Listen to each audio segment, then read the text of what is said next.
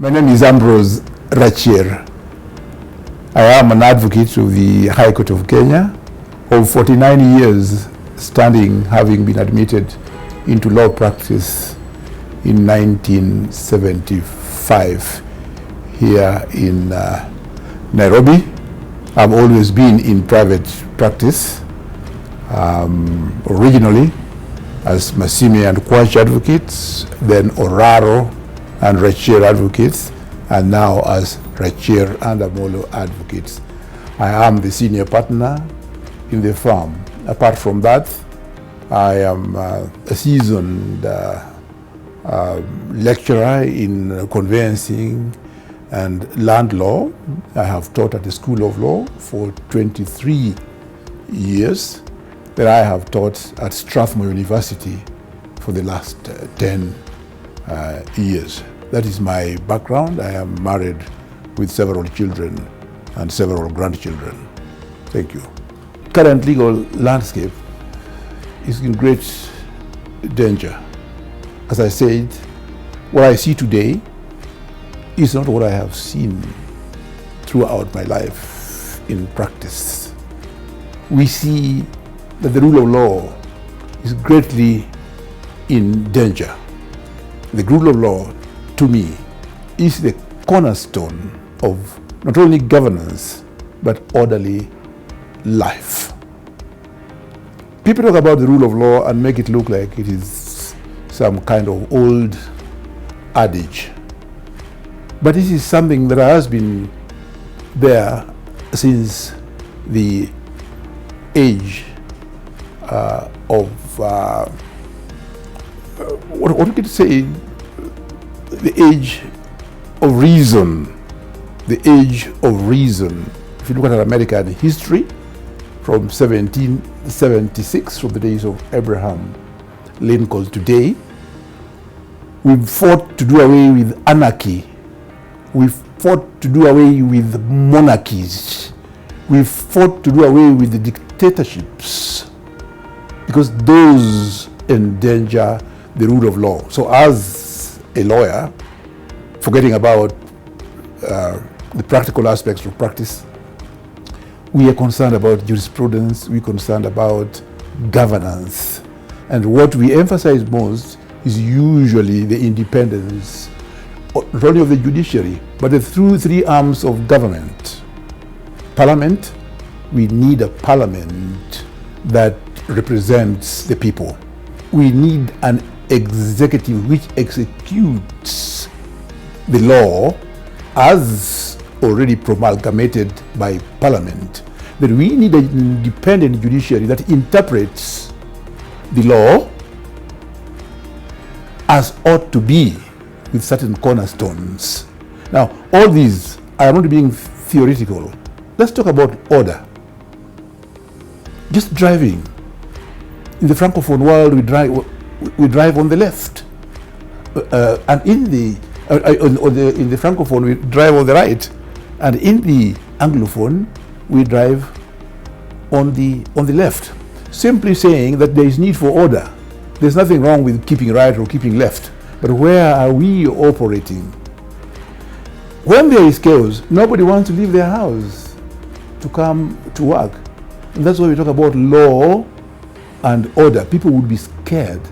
So we entrust governance to a people that ought to be elected, and those people who are elected are representatives of the people. So we expect that the executive reflects in their conduct the wishes of the people. So in Kenya at the moment, I see a lot of danger. I see a lot of danger when there is an attack on the judiciary. And as a lawyer, it pains me that there should be an attack. That there should be an attack on the judiciary. We don't even need an attack on Parliament. We also really need an attack on the executive. But criticism is allowed. You're allowed to criticize performance, and that is why we have an opposition. An opposition is not a legal body. It is a body that provides a check on the governance and removes attempts at attrition of democracy.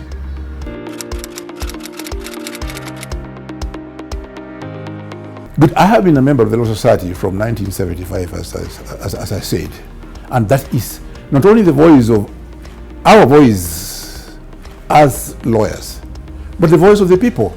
Because when we talk about, for example, rule of law, when the Law Society talks about rule of law, it's talking on behalf of the people, so that the Law Society should not just be looked at as an association of lawyers governing the governance of the lawyers. We talk on behalf of the people. We are concerned about the exercise of executive power. We are concerned about Parliament, the performance of Parliament as a representative of the people, and we are concerned about the judiciary as the interpreter of the law. And they have to be separate, yet aim at one goal. So as a lawyer, I'm extremely concerned about the rule of law. And in particular, at this moment, there is a lot of talk about the independence of the judiciary.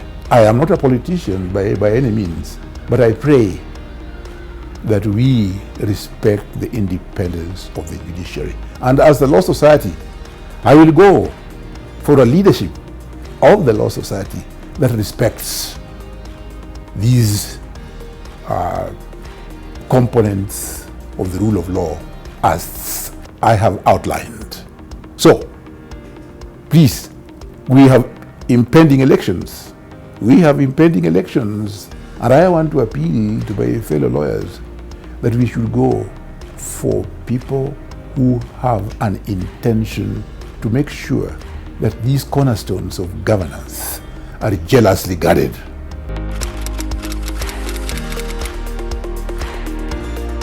I have no hesitation in answering this question. In the last elections, my candidates were Eric Theory and his assistant, Madam FAITH ODHIAMBO. I think they have performed a splendid job. They have performed the job without controversy that is normally expected of the Law Society. They have just been laid things bare, and in my view, they have been a sober party, so that despite the heat of the moment, I think they have remained cool, collected, and represented the Law Society and the people in such a way that I would not hesitate to re-elect them. And therefore, I have no choice whatsoever but to advocate for FAITH ODHIAMBO, his very able assistant at this point. And I have no regrets. I have no apologies to make to anybody for taking this stand. Thank you.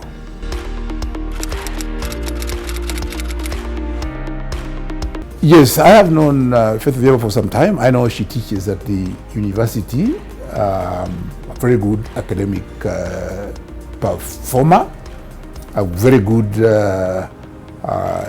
gender-sensitive person, a very good ethicist as a lawyer.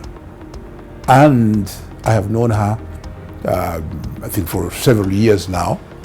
I also knew her when I was engaged with her and Eric Theory in the last campaigns that ushered them into the office. So it's somebody that I have no hesitation in recommending to my fellow Law Society voters to give her support to be elected. It is also so important for us, now that we talk about gender, that the last time that